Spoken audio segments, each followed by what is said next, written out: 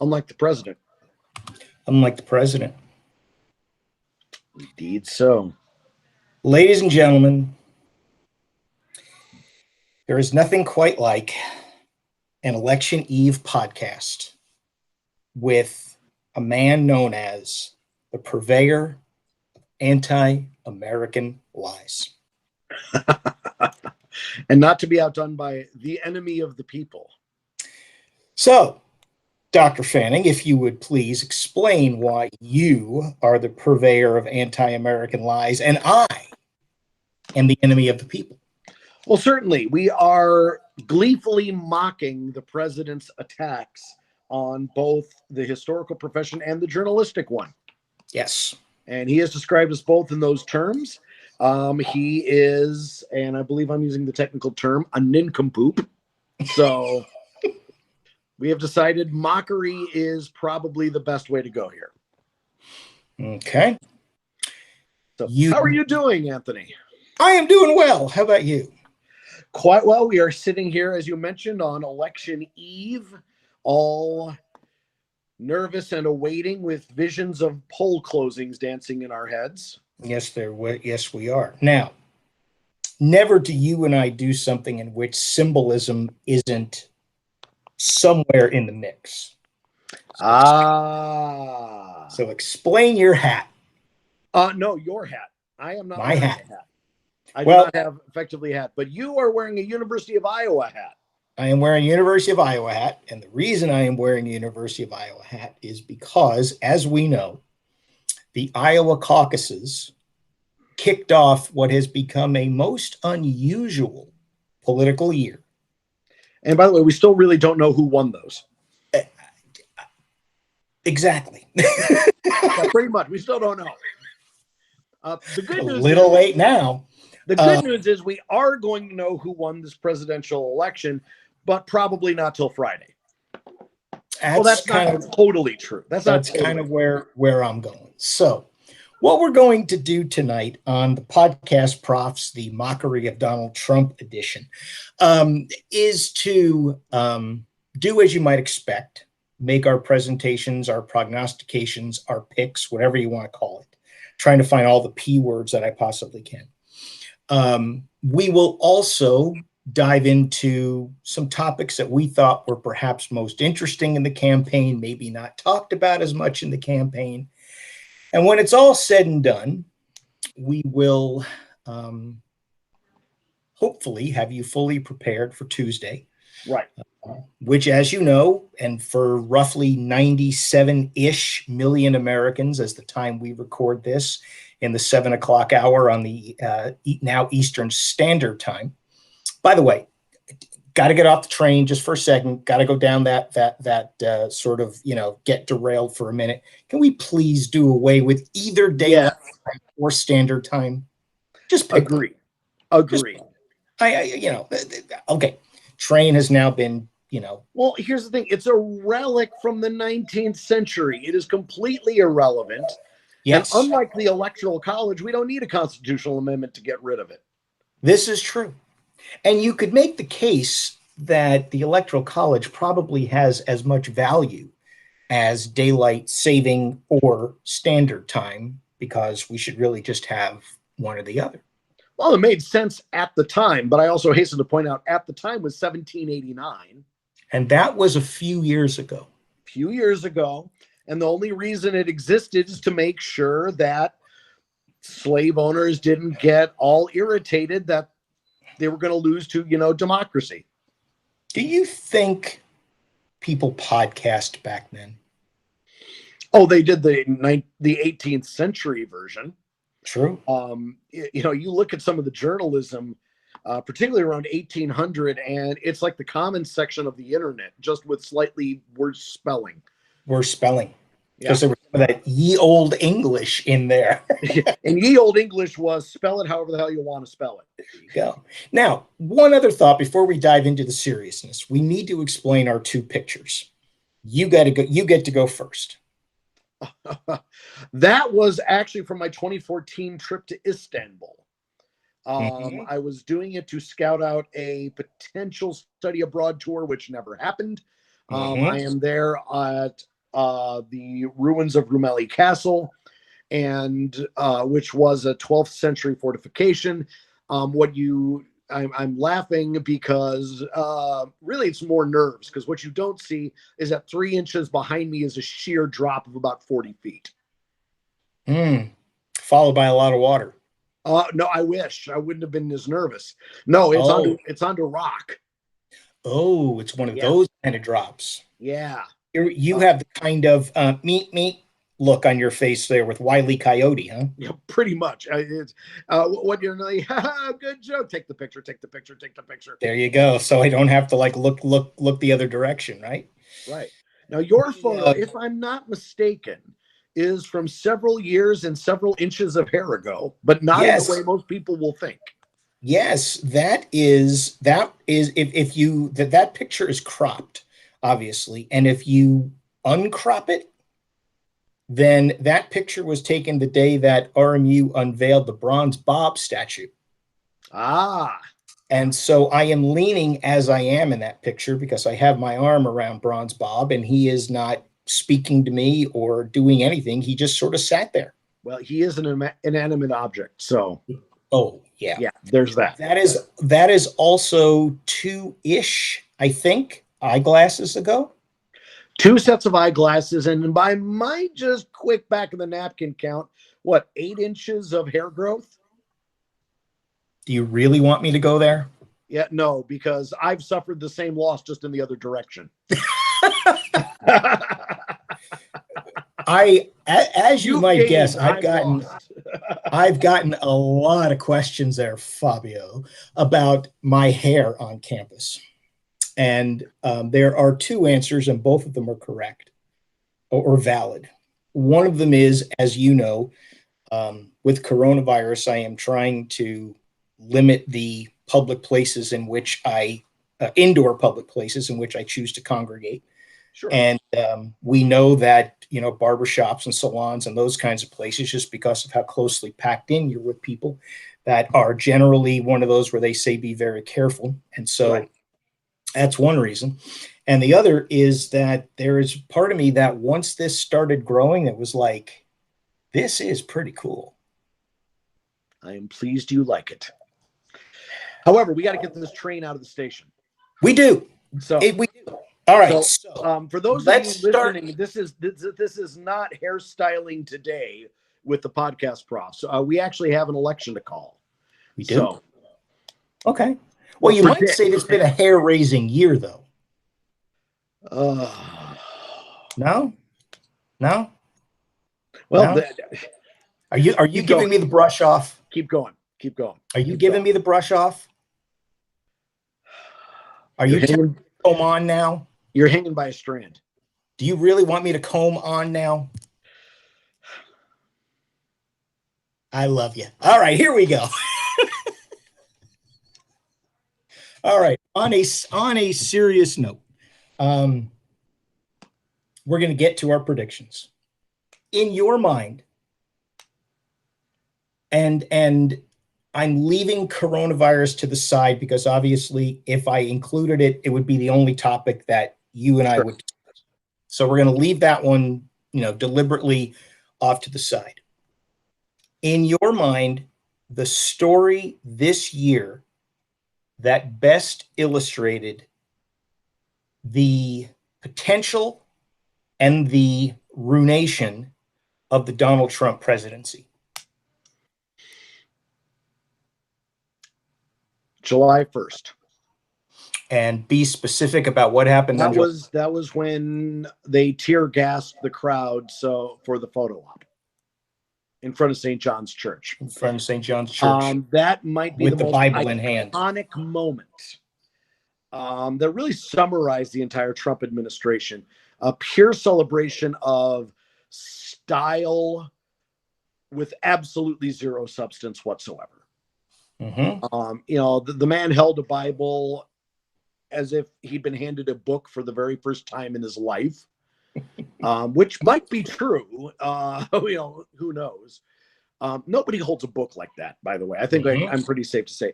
But the callous disregard for other people's safety, even when they are following the law, to satiate one's impulses. That is, to me, I think that was the definitive moment where Donald Trump lost the middle.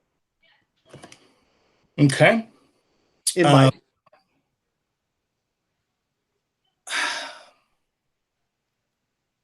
I confess that the event that comes to mind to me, on some level, might seem trivial, but I think it's one that sort of highlights a sort of disconnect with common sense. I so vividly remember his 2016 acceptance speech in Cleveland at the Republican National Convention that year. Right. And those we all know the great line. Those 5 words, I alone can fix it. Yep. And so to me, and again, it may seem trivial, but I think of the number of times where, it was like the proverbial layup in basketball. He was the only person on that side of the court. It was a tailor-made 2 points, lay it up, lay it in, problem solved, and everything would be great. And he used the swearing in of Amy Coney Barrett to the Supreme Court as a campaign event. Yes. Again, it seems trivial. But in some ways it's not, particularly given the pandemic going on. But go ahead. Right. My point is, there is one thing to say. Now, if I take off the University of Iowa hat and I put on, a Trump campaign hat, you think of an advertisement designed to be for the incumbent. Here are the success stories. And Amy Coney Barrett should have been in a series of montage pictures or actual video clips. Her hand being raised with her hand on the Bible, taking the oath to be a Supreme Court justice, should have been the sort of, the man has delivered. Right. Instead, it became this theatrical production. I'll actually go one further. Go ahead. The whole situation with Amy Coney Barrett was a classic case of Donald Trump getting played by Mitch McConnell. Go ahead, explain. It was not at all. It from a political point of view, for a man facing re-election, it was in his interest to delay the Barrett nomination until after the election. Mm-hmm. Give his voters a reason, keep an open seat on the court, give his voters a reason that if they're softening on him to, hold their nose and vote. But instead, he galvanizes moderates against him by doing what he does best, shattering through every procedural and traditional norm in the Senate to ram this through for a lifetime appointment. All it did was to motivate more people to vote against him, and it gave Mitch McConnell exactly what he wanted. Because McConnell knew that the Senate wasn't looking good for him, and that chances were high that even if Trump won re-election, the Democrats would control the Senate, and they would essentially get to put the brakes on justice. So in a way, Mitch McConnell completely manipulated Donald Trump into doing exactly what he wanted. That's my take on it. Surprised, though? Sorry? Should you be surprised, though? No, I'm not surprised, but I have never seen a public figure act against his own political interest as consistently and enthusiastically as this one has. Let's talk about the Senate for a second. And let's make our first prognostication. Certainly. I think you and I agree that Democrats are going to take the majority after the votes are counted across the country. Correct. I agree with you. What is your number? You go first, I'll go second. What is their either Do how I many get a range or do I have to Democrats or what's their advantage? One or the other. do I get a range or do I have to pick a number? Pick a number. Damn you. Okay. 52. Nice. Hey, I'm already an enemy of the people. Well, Why not? 52. All right. I'm going with 52 also. I think it's going to be 52-48. Now, by the way, understand, we got a special situation in Georgia because we have the regular Senate election, but there's also a special election because Johnny Isakson retired due to ill health. Both of those may be headed for a runoff, which would be held on January 5th. After the new Congress is sworn in. Right. So, I mean, bear in mind, now it's unlikely, but I mean, you want to talk about a political junkie's dream/nightmare. Imagine if it's 49-49 and we got to wait till January 5th to figure it out. And I don't think it's going to be that. I think the Democrats are going to win control of the Senate. Though I'm going to go a step further. I think that Susan Collins of Maine should be very concerned because she's about to become an ex-senator. I think she is too. I think the clock is going to strike midnight on that. And yeah, I mean, so I think it's at this point a fairly safe bet. I think it is too. And you know, I think you and I both have the same personal feelings toward Mitch McConnell. But there is a fascinating study about how he, in many cases, in the rawest possible way, delivered for Republicans. Oh, yeah. He didn't deliver for Republicans so much as he delivered for his own majority. The two are not necessarily congruous. This is true.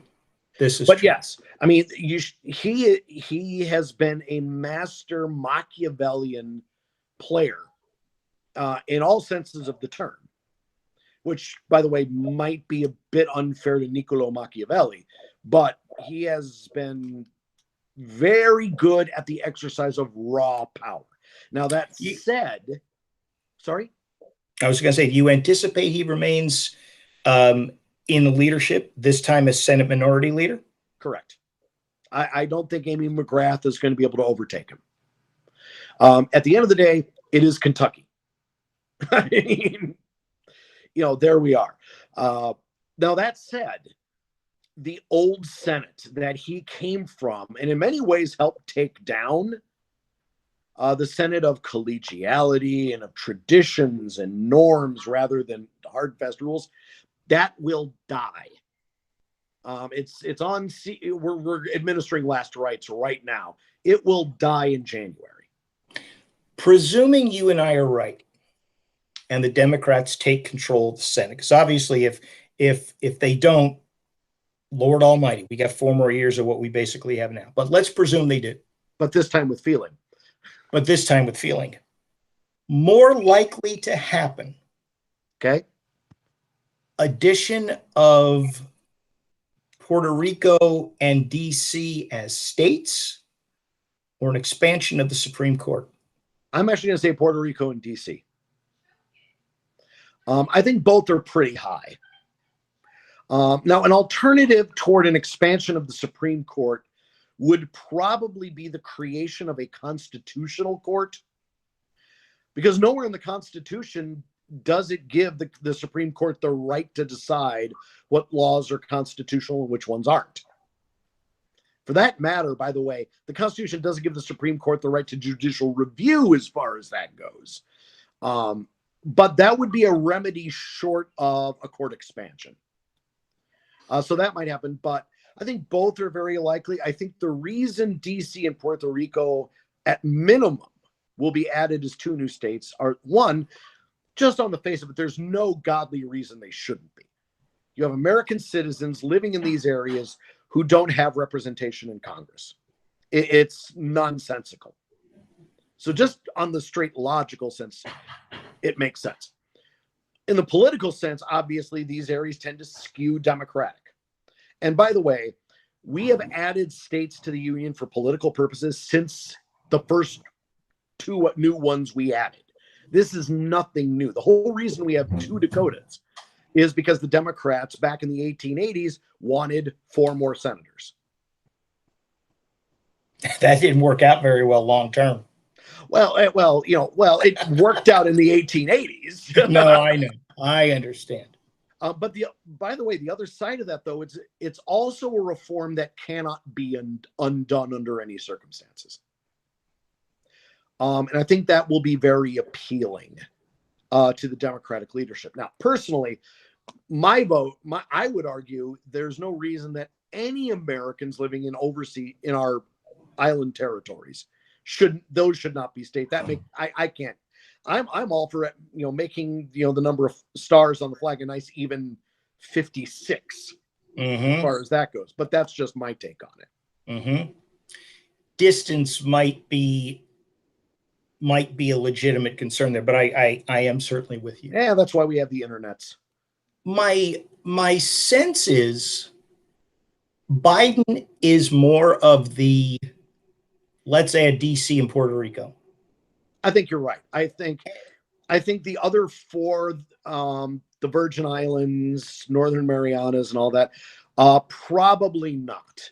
But I think I'd give it a 70% chance that by the time the next presidential election rolls around, there will be 52 stars on the flag. But I think Harris might be more of the expand the Supreme Court kind of person. I agree with you there. Look, that could create a really interesting tension.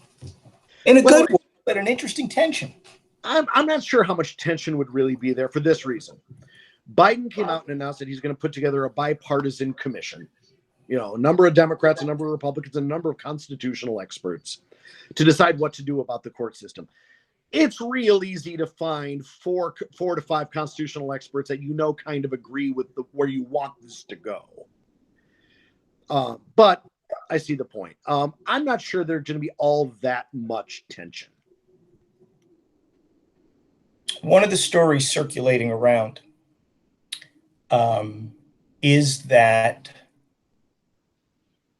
the first appointment that Joe Biden is going to make to the Supreme Court is a gentleman by the name of Barack Hussein Obama.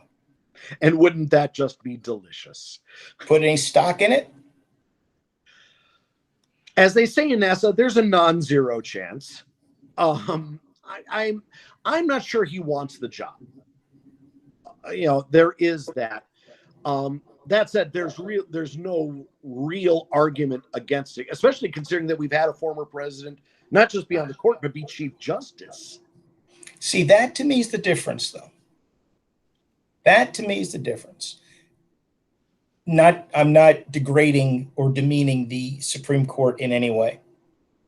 But when you've sat in the Oval Office, is there any other position of power in which you have so much of it that you really don't have to share? But the thing is, in almost every president's mind is the knowledge that your time in the Oval is finite and it will come to an end at some point.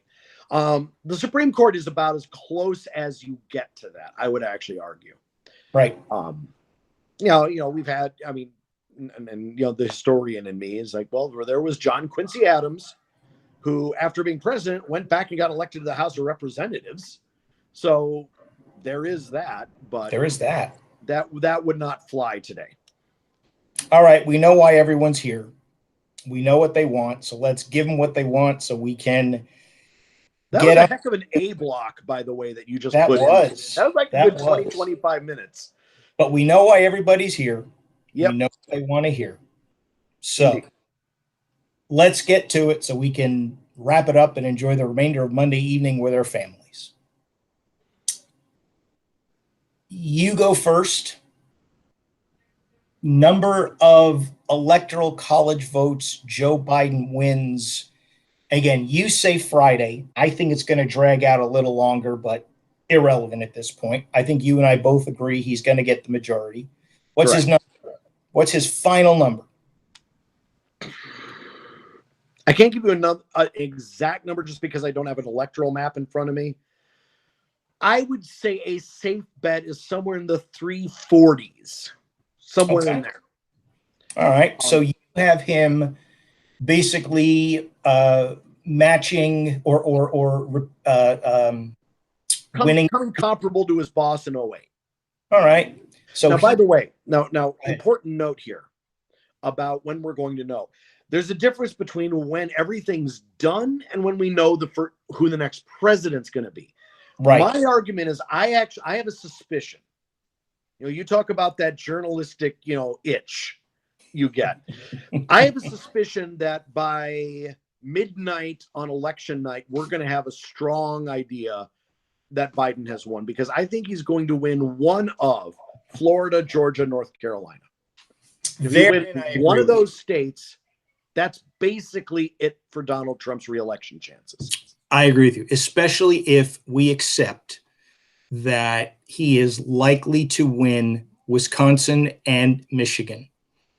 It would take a right. I cannot fathom at this point, given all the data we've seen, how those two would slip. These are not close states. Right. So presume, again, let's go back to Hillary Clinton. She won 232.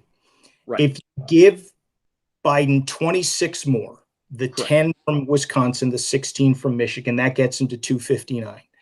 I agree. Georgia, North Carolina, or Florida kicks him over the top. Right. I'll go a step further. He's going to win Pennsylvania. We just won't know till Friday. I'm going to go with 319. Okay, fair. I think he gets the 232 the Clinton won. I think he gets Wisconsin, Wisconsin, Michigan, Ohio, really, Arizona, and not Ohio, Pennsylvania, Florida, and Arizona. Okay, I am going to go this. Obviously, Michigan, Wisconsin on all the 232 that Hillary Clinton won.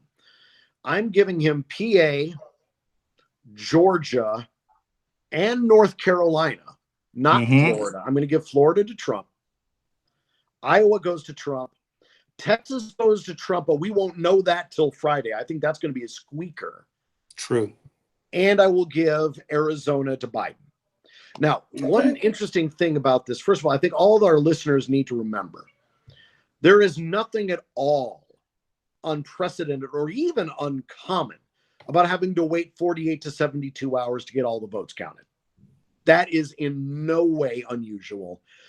Given the fact that we're in the pandemic, we've had Texas already has had more people vote absentee than they had vote in the 2016 election. That's remarkable. I would also like to point something out. Is it possible Donald Trump wins re-election? I would give him one chance in 10, roughly. I'm with you. But I would also hasten to point out that the odds of a Biden blowout, as in Joe Biden winning 400 plus, is about 1 in 10. Yep. And furthermore, I would actually make the argument that it is more likely, in terms of the probabilities, that Biden wins Texas than Trump winning Pennsylvania. I can get behind that. I just think right now, for Donald Trump realistically to have a shot at re-election, he's going to have to sweep Arizona, Iowa, Texas, Ohio, Florida, Georgia, and North Carolina. And even that's not enough. He's going to have to pull a state where not only has he never led, but he's losing outside the margin of error. Here's the reality. If we're right, and at minimum, Biden's going to get to 259, then that basically means every double-digit number state, and that's all of them except Iowa in our list. Right. Biden has to lose every single one of them. Yeah, that's a tall. Statistically, it's not impossible, but you're flipping that coin 9 times in a row, and it's got to come up heads every single time. Every single time. So to that, and also let's reflect on the inherent disparity in the Electoral College. Mm-hmm. That to have a better than 50% chance of winning the Electoral College, a Democrat has to win the popular vote by about 4.5 percentage points. That's unreal. And unfair. Well, yeah, I mean, basically to be reasonably, I mean, look at right now, Joe Biden has a lead comparable to the margin by which Ronald Reagan beat Jimmy Carter in 1980. It's that big. And yet Democrats all over the country are sweating bullets and downing Pepto straight from the bottle because, well, and part of it is post-traumatic stress from 2016, but a lot of it is even with a 9 to 10 point popular vote lead, they can't be certain. So I would say I think somewhere between 310 to 350 electoral votes for Biden is the most reasonable range. Mm-hmm. Which again would match what most people consider to be the blowout of Obama versus McCain in 2008. Right, because by that point we actually knew by I think it was 10 p.m. Eastern time when the polls closed on the West Coast. And they waited until the polls closed before they made it official. Right, because they had to wait till California, Oregon, and Washington State closed their polls. But I think right now, while we're not going to know Pennsylvania's result till about Friday, I would say that's a reasonable guess, provided there are no shenanigans. We don't have another Brooks Brothers riot, whatever. For those of you who remember 2000, but provided all that goes swimmingly, or at least just functionally, I'd say by Friday we'll have Pennsylvania's vote in. My suspicion is it won't matter. Yep. So that's my guess. He is the purveyor of, he is Dr. Soren Fanning. Thank you, sir. I am Dr. Anthony Moretti. We will be in different locations on Tuesday night. You will be in the comfort of your living room with your beautiful family. I will be at RMU where our students are doing a 4-hour live broadcast. Right. Although I've heard a rumor they may Google Meet me in. Oh, nice. Once or twice. I don't know if that's going to happen, but we'll find out one way or the other. I like that. We will see you, and we will see you because this now has to become a regular feature again. Absolutely. I have missed this. I have missed this very much. We'll see you next time on the Podcast Profs. You got it. All right. Sorry, I didn't mean to drop out. It has just muscle memory.